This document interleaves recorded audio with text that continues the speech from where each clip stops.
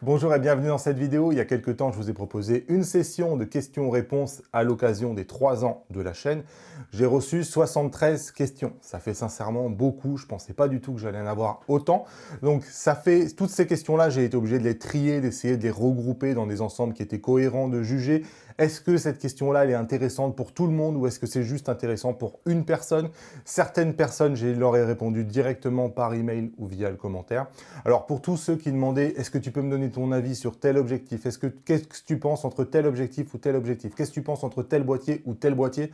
Sincèrement, je n'ai pas pu retenir vos questions ici, tout simplement parce que c'est l'objet généralement de vidéos qui font 20 ou 25 minutes chacune et on ne peut pas répondre en 2 minutes et puis surtout, ce n'est pas forcément intéressant pour tout le monde. L'idée, c'était d'arriver à faire ici une vidéo où justement, on sort un peu des thèmes habituels et vous pouvez me poser des questions à laquelle je n'ai pas l'habitude d'y répondre. Donc, j'ai décidé de séparer ça en plusieurs parties. Ici, dans cette première partie, on va voir la partie Fujifilm ainsi que la partie retouche, donc tout ce qui est lié au logiciel de retouche. Je vais faire une seconde partie, probablement uniquement liée à Sony. Une troisième partie qui, elle, sera liée au Switch, puisque vous avez été quelques-uns à me poser des questions entre passer d'une marque à une autre, des différences, des logiciels, on verra ça dans cette partie Switch. Et enfin, une dernière partie que j'ai tout simplement appelée Autre, c'est là où j'ai mis pas mal de questions aussi, où vous m'avez posé des questions qui rentraient dans aucune des catégories, donc on va aussi parler de ça, ça peut être l'occasion de parler de choses dont on n'a pas l'habitude. En tout cas, voilà, ça va faire de multiples vidéos, 73 questions, j'ai dû en retenir 30, à peu près 30-40. Il faut bien imaginer que si je parle pendant 2-3 minutes de chacun des thèmes qu'on a évoqués ici, fois 40, voilà, on a déjà plusieurs heures de vidéo, donc on va faire ça en plusieurs parties pour que ça soit intéressant pour tout le monde. On va commencer immédiatement avec Fuji. La première question qu'on m'a posée, et qu'on m'a posée beaucoup, c'est qu'est-ce que tu penses du X-T4? Le X-T4, vous le savez, je ne l'ai pas eu dans les mains. Fujifilm France me l'avait promis avant le confinement. Ils ont fermé avant que ça soit la date à laquelle ils me l'avaient promis. Aujourd'hui, ils sont dans des placards. Je sais qu'en Belgique, ça a été différent. En Belgique, ils ont distribué les X-T4 à tout le monde avant de fermer. Et justement, on a plein de blogueurs belges qui aujourd'hui l'ont entre les mains pour plusieurs semaines, vont pouvoir en parler. Alors, a priori, le X-T4, il sort le 28 avril. Le confinement sera encore probablement en place à ce moment-là. Moi, j'ai encore les enfants à la maison. Ça va être très, très compliqué, sincèrement. Je pense que les écoles ne vont pas réouvrir avant le mois de septembre. Donc, j'ai les enfants jusqu'au mois de septembre. Ça va être vraiment hyper compliqué. Moi, j'ai ma capacité de travail en ce moment qui est à 30%. Donc, ça va être très compliqué de gérer tout ça, mais on va faire ce qu'on peut. En tout cas, qu'est-ce que je pense du X-T4?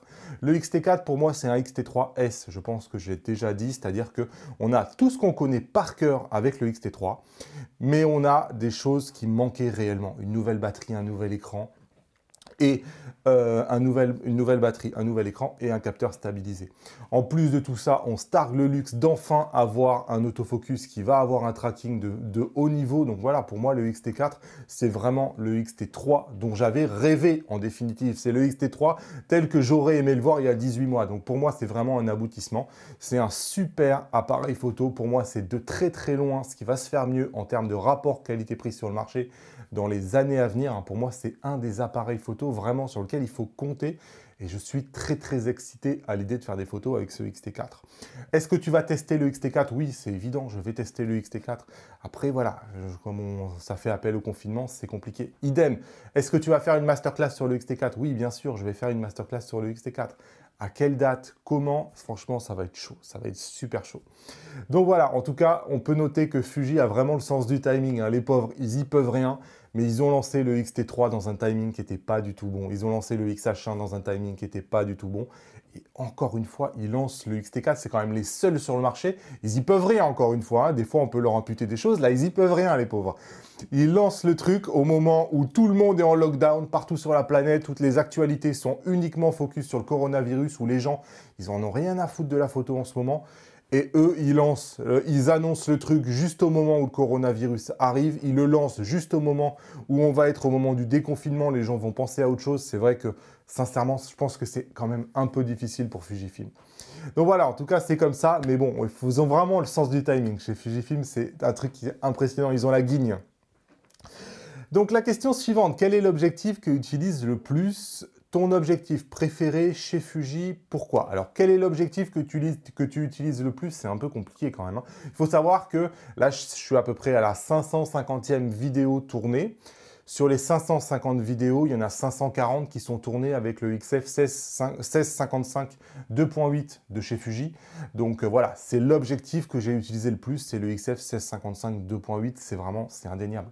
Lorsque je pars en voyage et en stage photo, l'objectif que j'utilise le plus, c'est le XF 816 2.8. C'est mon objectif de préférence. Vraiment, quand je dois faire des photos de paysage, c'est vraiment l'objectif que j'utilise. Il a un piqué qui est juste inouï. Il a énormément de qualité, cet objectif. Vraiment, je l'adore. Après, lorsque je veux faire des portraits, je me tourne généralement plutôt vers le XF 50 f2 parce que c'est un autofocus, un piqué que j'ai du mal à retrouver sur d'autres objectifs chez Fuji. J'ai envie de dire, voilà, c'est mes 3 objectifs préférés au moment où je tourne cette vidéo. Donc, ça répond à quel est l'objectif que tu utilises le plus, quel est ton objectif préféré et pourquoi. A priori, je pense que j'ai tout mis. Je m'interroge pour passer du X-T2 au X-T4. Pourras-tu donner ton avis quand tu auras pu tester ce dernier? Bon, le X-T4, je ne l'ai pas testé, mais sincèrement, de tout ce que j'ai pu lire, et j'en ai vu et j'en ai lu des choses, il n'y a pas vraiment de surprise. Hein. Si vous connaissez le X-T3, ben vous connaissez le X-T4. C'est juste qu'il va ajouter des choses que n'avait pas le X-T3. Enfin, ça ne change pas les performances. C'est le même appareil photo avec des petits ingrédients en plus. Donc c'est vrai qu'aujourd'hui, X-T2, X-T3, il y avait très peu de différence. Moi, je ne conseillais pas forcément aux gens de passer au X-T3 quand ils avaient le X-T2. X-T4, on n'est pas trop loin non plus. Hein. C'est-à-dire qu'il y a très peu de différence entre un X-T2 et un X-T4. Aujourd'hui, un X-T4, on va le retrouver à un peu plus de 1000 euros, un 1000, 1003, 1004, 1005 euros, même je crois, de mémoire, je ne me souviens plus du prix. Je me demande même si c'est pas 1600 euros. Hein. Donc, un X-T2, on en voit beaucoup et de plus en plus à 350, 400 euros. Sincèrement, la différence de prix entre un X-T2 et un X-T4, ça vaut pas tout ça. Hein. Je vous rassure, aujourd'hui, le choix le plus malin, ça reste le X-T2. Alors ensuite, quand tu as passé du X-T2 au X-T4, il faut vraiment avoir un besoin très précis. C'est-à-dire que, est-ce que vraiment vous avez un besoin de faire de la vidéo? Dans ce cas-là, ben, c'est sûr que le X-T4, si vous faites de la vidéo, il y a un gain énorme entre passer d'un X-T2 à passer à un X-T4. Vraiment, c'est majeur. Si vous faites de la photo d'action et que vous avez besoin de l'autofocus, c'est pareil. Il va y avoir un gain majeur entre les deux. Dans les autres cas, si vous n'êtes pas dans un cas où vous faites vraiment beaucoup d'action, beaucoup de vidéos, je ne vois pas de réelle justification à passer du X-T2 au X-T4. Peut-être la batterie, mais là, encore une fois, bon, c'est peut-être moi, la batterie. Le X-T2, sincèrement, ça tenait plutôt bien la batterie. Hein. Moi, la batterie, c'est devenu pour moi un vrai problème à partir du X-T3. Je crois qu'il y a une question sur ça. Mais voilà, en tout cas, moi, je trouve que le X-T2, c'est plus sage de le garder et d'investir dans les objectifs plutôt que de passer un X-T3 ou un X-T4 qui sont quand même très, très proches. Hein. C'est des boîtiers vraiment très, très proches. Pourrais-tu aborder les tests des objectifs Zeiss pour Fujifilm? Alors c'est vrai que c'est quelque chose que j'ai jamais testé. En fait, Zeiss a sorti des objectifs avant de s'allier avec Sony en fait. Hein. Pour Fuji, c'est vrai qu'ils avaient commencé à faire une gamme. Moi, c'est des objectifs que j'ai regardés toujours d'un peu de loin, peut-être à tort. Des fois, j'en entends vraiment du bien. Moi, je considère que c'est des objectifs qui ont été plus ou moins un peu abandonnés par Zeiss, qui étaient de mémoire très très chers, qui étaient de qualité, mais qui n'avaient pas non plus un autofocus dingue. Hein. On avait les autofocus qui se faisait en 2012, en 2013. C'est vrai que c'est pour ça, en tout cas, que j'ai jamais étudié ces objectifs-là, parce que c'était un investissement de les acheter parce qu'ils étaient chers, et que j'ai estimé que, bon voilà, Zeiss avait un peu abandonné ça, donc je ne m'y suis pas intéressé, mais oui, c'est quelque chose que je pourrais faire. Pourquoi aucun comparatif entre les APS-C Fujifilm et les APS-C Sony? Alors ça, c'est une bonne question, hein, mais en fait, je considère que l'APS-C chez Fuji et l'APS-C chez Sony, c'est pas la même chose. En fait, tout simplement, je trouve que chez Sony, c'est un peu le parent pauvre, l'APS-C, alors que chez Fuji, on est vraiment dans une ambiance haut de gamme et une volonté réellement de faire du travail de qualité. Pourquoi je dis ça? Ça peut paraître un peu dur, mais je pense que la stratégie de Sony, c'est d'avoir une seule monture pour 2 tailles de capteurs différentes. Et finalement, je trouve que l'APS-C chez Sony, il a surtout du sens quand on a un full frame chez Sony. C'est-à-dire que quand on a un full frame chez Sony, on peut avoir le 2 types de boîtiers, utiliser les mêmes objectifs pour nos 2 boîtiers avec les avantages des uns et les avantages des autres. Et ça peut réellement avoir du sens. Quand on a juste de l'APS-C sans volonté de passer vraiment à du plein format, pour moi, c'est vraiment Fuji et il n'y a aucune comparaison possible. Et Sony a très très peu d'objectifs. Il commence un peu à en avoir, mais il y en a vraiment très très très peu chez Sony.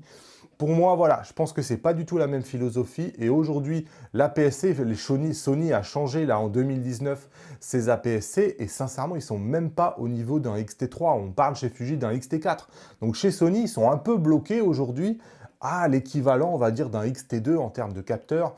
Moi, je trouve que sincèrement, aujourd'hui, il n'y a pas de comparatif qui tienne. Peut-être si un jour Sony sort un A7000 qui soit un mini A9 en version APS-C, mais c'est de plus en plus une légende urbaine, lui aussi, l'A7000. Il finit jamais par arriver. On a quand même l'impression que chez Sony, on ne fait pas de boîtier APS-C trop violent qui viendrait trop concurrencer la gamme full frame. On a surtout envie que les gens ils achètent un boîtier full frame et des objectifs full frame qui sont vraiment beaucoup plus chers que l'APS-C. En tout cas, c'est ma lecture à moi de ce marché-là. Mais moi, je considère que voilà, l'APS-C chez Sony, c'est surtout quand on a un full frame. Peut-être que je me trompe et que d'autres me diront que je dis absolument n'importe quoi.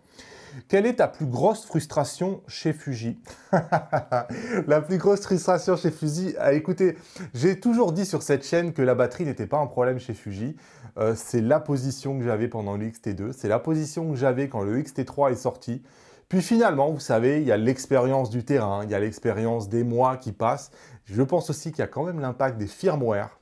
Et j'ai l'impression que oui, avec le X-T3, sincèrement, la batterie a commencé à devenir un réel problème. De plus en plus, je me suis retrouvé dans des situations où j'ai plus de batterie, je suis obligé d'en changer, c'est pas le bon moment d'en changer, ça me coupe dans mon travail, je suis obligé d'enlever tout sur le trépied. Oui, c'est vrai que la batterie est devenue ma plus grosse frustration aujourd'hui chez Fuji. Et je pense que Fuji a de la chance en définitive que les tests se font lorsque le firmware 1.0 sort, parce que je pense que si les mêmes tests étaient réévalués au fur et à mesure que les firmware sortent, je pense que les tests de batterie seront de plus en plus dégradés. Et c'est vraiment le sentiment que j'ai eu. Au fur et à mesure que Fuji sort ses mises à jour, on a des fonctions qui s'ajoutent, on a des mises à jour d'autofocus, etc. Et j'ai l'impression, et c'est mon intime conviction, que la batterie, elle en prend un coup à chaque fois qu'il y a une mise à jour. Et c'est quelque chose qu'on voit pas mal dans le monde des smartphones, et c'est quelque chose dont on peut s'interroger aussi, si ce n'est pas le cas un peu chez Fuji. Si la batterie comme ça, moi, c'est vrai que là, en ce moment, j'ai l'impression que quand je fais de la vidéo ou de la photo sur le X-T3, la batterie, elles font réellement très vite. Beaucoup trop vite en tout cas. En tout cas, c'est aujourd'hui ma plus grosse frustration chez Fuji. Et j'ai envie d'en ajouter une deuxième de frustration. Cette deuxième frustration, c'est les objectifs. Moi, je suis frustré de ne pas avoir aujourd'hui chez Fuji d'objectifs lumineux 1.4 ou 1.2 qui n'allient pas performance optique avec autofocus. Sincèrement, ça me manque énormément. Aujourd'hui, quand on veut allier autofocus et piqué, c'est la gamme des F2 et la gamme des 1.4 est exclue en fait. De fait, l'autofocus les exclut et ça pour moi, c'est quand même une grosse frustration. J'attends énormément du XF F1 qui devrait être le premier objectif lumineux qui peut allier autofocus, bokeh, profondeur de champ, qualité optique, résistance aux défauts optiques, bref, un objectif parfait, ultime. Aujourd'hui, ça manque pour moi et c'est une frustration quelque part chez Fuji. J'aimerais beaucoup un petit update sur les objectifs les plus qualitatifs comme tu as fait il y a un an en termes de piqué et d'autofocus. J'ai du mal à voir comment... Oui, non, ça c'est la question après. Donc, un petit update sur les objectifs les plus qualitatifs. Bon, écoutez, on ne peut pas faire ça dans cette vidéo. Je ne sais même pas pourquoi j'ai retenu la question. La réponse, c'est la gamme des focales fixes F2. C'est-à-dire qu'aujourd'hui, la gamme des focales fixes F2, elles vont allier piqué et autofocus. Ça rejoint la frustration que je viens de dire dans la question précédente. Je suis désolé, il n'y a pas d'autre réponse malheureusement et ça n'a pas évolué depuis l'année dernière. Il ne s'est rien passé depuis l'année dernière chez Fuji. J'ai du mal à voir comment on peut utiliser Sony et Fuji en même temps. Alors, je ne sais pas comment je dois comprendre cette question. Comment on peut utiliser Sony et Fuji en même temps? Alors, si c'est en termes de temps, il faut savoir que moi, j'estime que je fais à peu près 10 voyages par an. Donc, sur ces 10 voyages, j'en ai 5 100% professionnels et j'en ai 5 en famille. Et bien, ce que je fais, c'est que j'alterne Fuji, Sony, Fuji, Sony. En termes de temps, c'est comme ça que je me découpe, de façon à jamais partir 2 fois avec le même matériel, toujours alterner, bien voir les points positifs, ce que j'aime dans une marque, bien voir aussi ce que je n'aime pas dans une marque, ce qui me manque dans une autre. Ça me permet comme ça d'avoir une ouverture d'esprit et quelque part de ne pas rester dans un certain confort et de bien connaître les deux systèmes en les utilisant vraiment sur le terrain et pas juste dans mon bureau. Parce que c'est vraiment ça, je pense, qui est important, pas juste rester dans le bureau. Donc, comment on peut utiliser Sony et Fuji en même temps? Voilà, moi, c'est la clé pour moi, c'est d'alterner. Ensuite, j'ai eu des gens qui tournaient la question un peu différemment, qui me disaient quand on a des appareils photo aussi chers que les Sony, par exemple on a 7R4 à 4 000 €, avec des objectifs qui parfois valent 2 ou 3 000 €, on a un ensemble qui vaut 6 000 – 7 000 € et on va partir avec un Fuji qui en vaut 1 200 ou 1 300, comment c'est possible? En fait, moi, je considère que les appareils photo sont des outils, c'est-à-dire que ce n'est pas l'appareil photo qui va définir la photo que je vais faire. C'est vraiment quelque chose qu'on comprend quand on passe d'une marque à une autre. C'est-à-dire qu'à partir du moment où vous avez des objectifs comparables, qualitatifs, c'est juste des outils, c'est-à-dire c'est un tournevis A ou un tournevis B.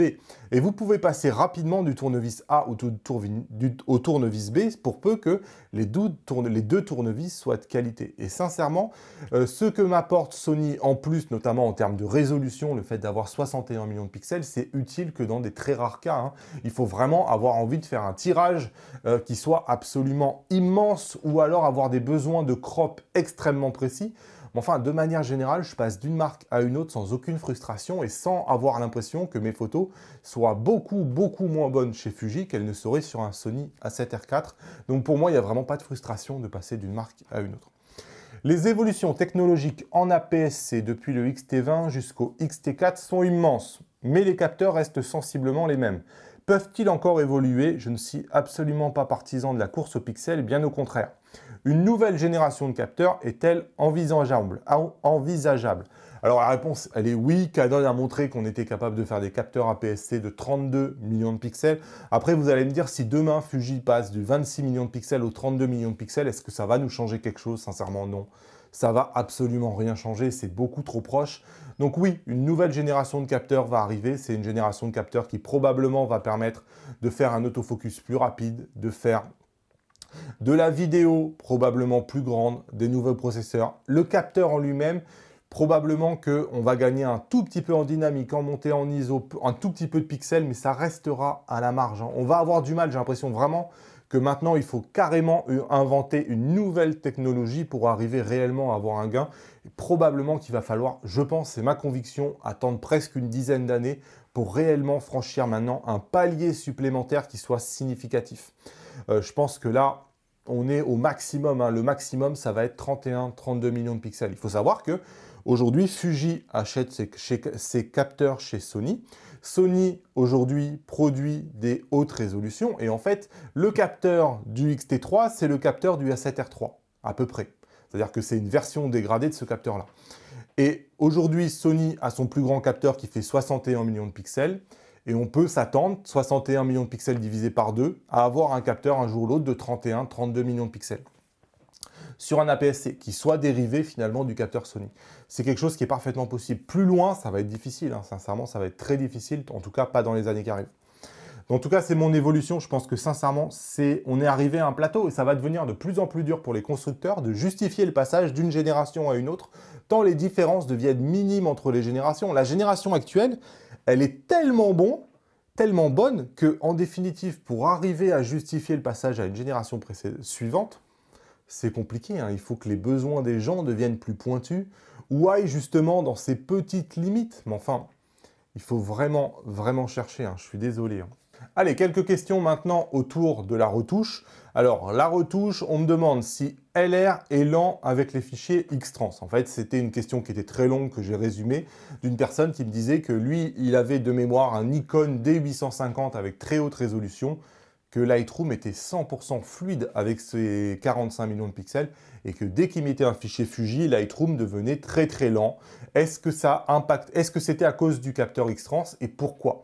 Alors, il faut vraiment comprendre que la matrice de Xtrans que je vous mets à l'écran là, c'est des gros aplats verts en fait. Et ces gros aplats verts, ça demande beaucoup de calculs pour que le logiciel essaye de définir finalement qu'est-ce qu'il y avait à l'intérieur de ces aplats verts et essayer de retrouver les bonnes couleurs. Ça demande beaucoup de calculs, beaucoup plus qu'avec la matrice Bayer normale qui, elle, est beaucoup mieux répartie en définitive. Donc oui, c'est vraiment la faute à cette matrice Xtrans que LR est si lent. Alors d'autres logiciels arrivent à s'optimiser pour le capteur Xtrans, évidemment Capture One.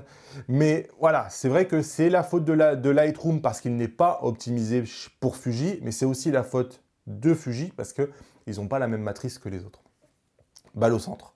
T'es toujours pas passé sur Capture One. Et ça, c'est une question qui est revenue énormément. J'ai vraiment, de toutes ces questions, réponses en définitive, c'est vraiment ce qui m'a marqué le plus, c'est à quel point on m'a parlé de Capture One, l'impact de Capture One depuis quelques mois là.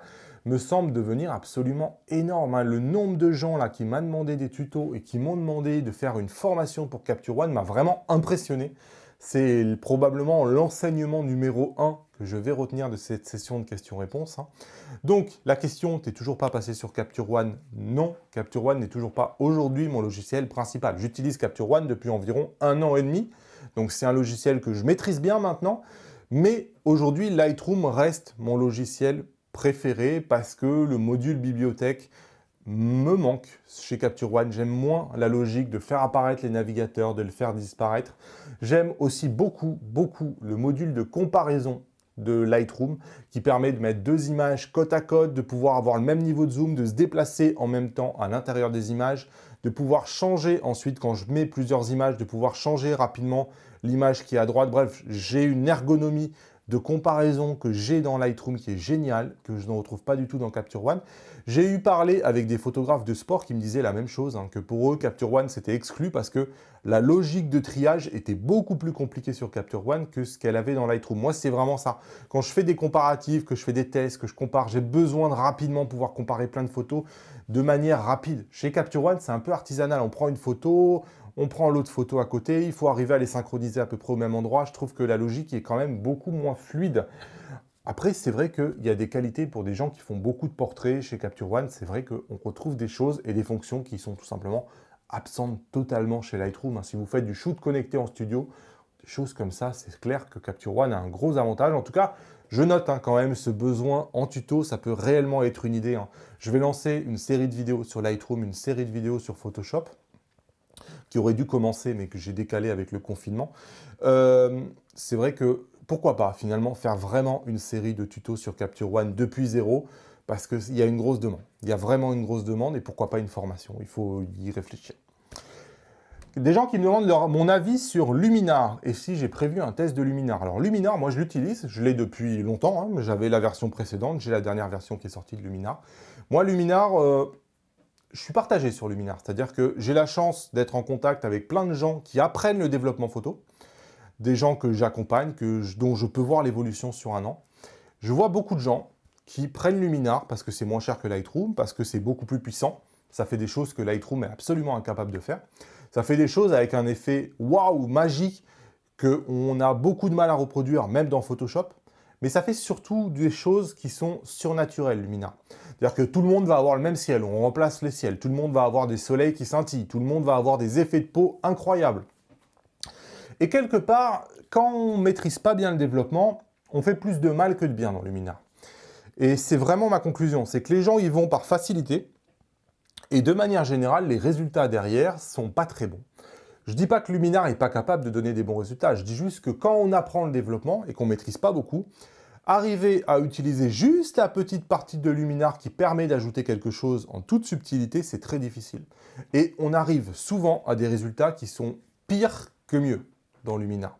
Et c'est réellement ce que je reproche aujourd'hui à Luminar.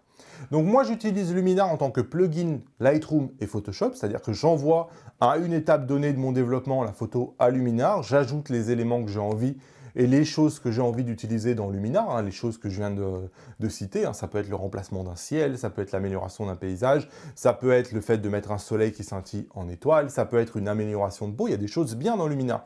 Et ensuite, par contre, ma photo, elle revient dans Lightroom et dans Photoshop. J'utilise vraiment Luminar uniquement comme un plugin. Moi, ce que je dis de plus en plus aux gens qui me demandent mon avis sur Luminar, c'est que ce n'est pas un bon logiciel pour apprendre le développement photo. Apprenez réellement le développement photo, outil par outil. Apprenez à avoir de la maîtrise, en fait. Et quand vous aurez de la maîtrise, vous pourrez ajouter de la puissance. Mais on dit souvent, sans maîtrise, la puissance n'est rien. C'est exactement ça, Luminar. Juste appuyer sur un bouton et avoir un effet magique, sincèrement, ça ne va pas vous faire évoluer en photo. Et pour moi, c'est une mauvaise démarche. Donc oui, Luminar, c'est un bon logiciel. Non, je ne vous le conseille pas comme logiciel principal et certainement pas si vous n'êtes pas déjà habitué avec un autre logiciel plus sérieux qui ne fait pas de la magie et qui demande de vraiment comprendre ce qu'on fait au niveau du développement photo. Voilà pour cette session de questions-réponses pour Fuji. J'espère que ça a été intéressant. En tout cas, c'est vous qui avez fait les questions et le thème abordé ici. Moi, je vous dis à bientôt donc, pour cette suite de questions-réponses. Salut!